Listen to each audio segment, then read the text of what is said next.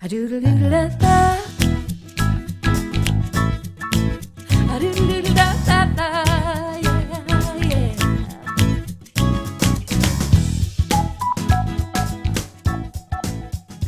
This reader writes, Dear Amy, I just attended my first dog show and I saw a bunch of breeds I never heard of. I saw dogs with their ears all wrapped up and others getting shaved and poodles trimmed to look like moving topiaries. You know, those fancy shrubs and animal shapes. Even the plain Jane dogs with shorter no-muss fur got bathed and polished within an inch of their life. Now I feel like I've neglected my own pooch, Jethro.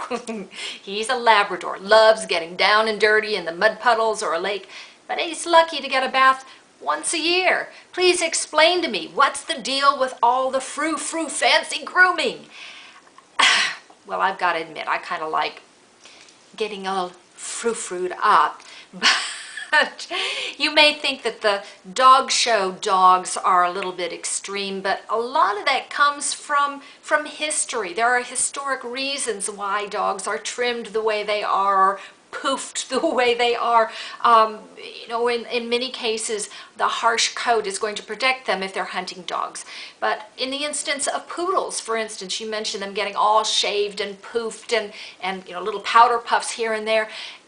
Poodles are actually water retrieving dogs, and so initially in the old days, long ago, they used to trim those dogs so that the fur on the joints, on the little ankles and the end of the tail and, you know, all around, would keep them warm, and it would help protect them from the burrs and everything else that they had to deal with when they were out hunting. So this had a very practical purpose in bygone years. Now it's become very much stylized now, that's true, but underneath all that frou-frou, those are real dogs. And if you listen to a lot of the commentators, you're going to find out some of those dogs, they go from the field and hunting rabbits or chasing whatever it is to the bed and sleeping next to them on the pillow to the show ring. And these are all around dogs, but they're pet dogs first and foremost. And so it's not just the extremes of grooming that make them a show dog. It's their heart, it's their function, their form, it's the whole package. And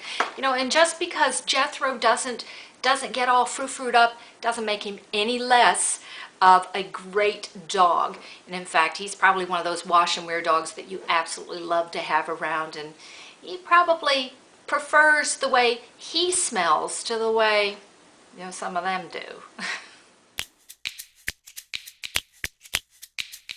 A doodle doodle da da.